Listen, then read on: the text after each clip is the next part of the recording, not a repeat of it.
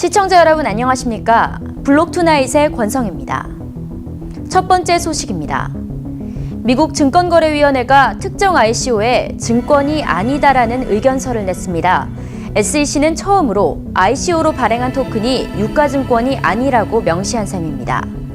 현지 시간 3일 암호화폐 매체 코인데스크에 따르면 SEC는 항공서비스 업체 턴키제트가 발행한 TKJ 토큰이 유가증권이 아니라는 내용의 비규제 조치 의견서를 전달했습니다.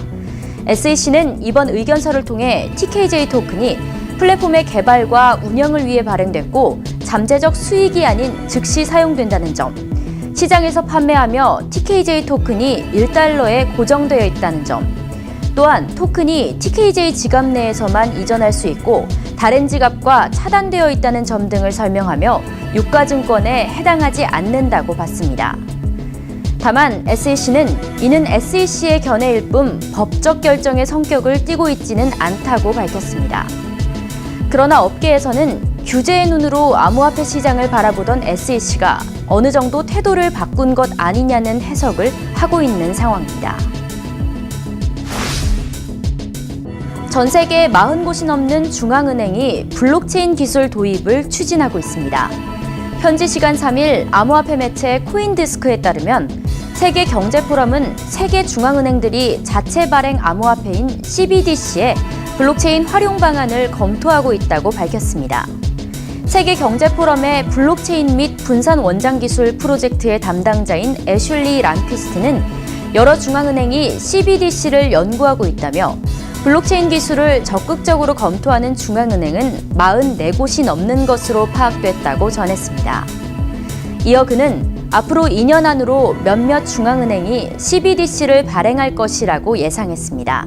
또한 란퀴스트는 여러 은행이 지난 3-4년 동안 조용히 관련 연구를 진행해왔다며 이미 현장에서 중앙은행들이 블록체인의 실사용 사례를 발굴하기 위해 노력하고 있다고 말했습니다. 이더리움의 창시자 비탈릭 부테린이 3일 여의도 국회의원회관에 방문해 블록체인과 암호화폐 산업의 발전을 위해서는 보안성과 확장성이 해결돼야 한다는 의견을 냈습니다. 그는 블록체인이 주요 산업과 경제 시스템에 편입되고 적용되기 위해 유용한 기능을 제공해야 한다며 낮은 트랜잭션 처리 속도와 보안성 문제를 해결해야 한다고 조언했는데요. 이어 안전한 계정 관리와 프라이빗키 관리 문제가 가장 큰 장애물 중 하나라며 신원 확인과 검증 시스템이 제대로 갖춰지면 자연스럽게 법적인 문제를 해결할 수 있다고 덧붙였습니다. 또 전통 금융 시스템은 자금 이동이나 소프트웨어 발전, 송금 시간의 단축 등 개선해야 할 사항이 많다며 금융 소비자들도 개선의 필요성을 크게 느끼고 있는 상황이다 보니 블록체인이 이런 것들을 해결해줄 하나의 솔루션이라 생각한다고 전했습니다. 이날 토론에 나선 참석자들은 부테린에게 블록체인 기술의 발전과 방향, 산업 적용 사례, 법적 규제 등 다양한 질문을 쏟아냈습니다. 정부가 주도하는 2019년도 블록체인 공공선도 시범 사업의 사업자 12곳이 선정됐습니다. 앞서 한국인터넷진흥원은 블록체인 공공선도 시범사업 지원 규모를 지난해 6개 과제에서 올해 12개 과제로 확대했습니다.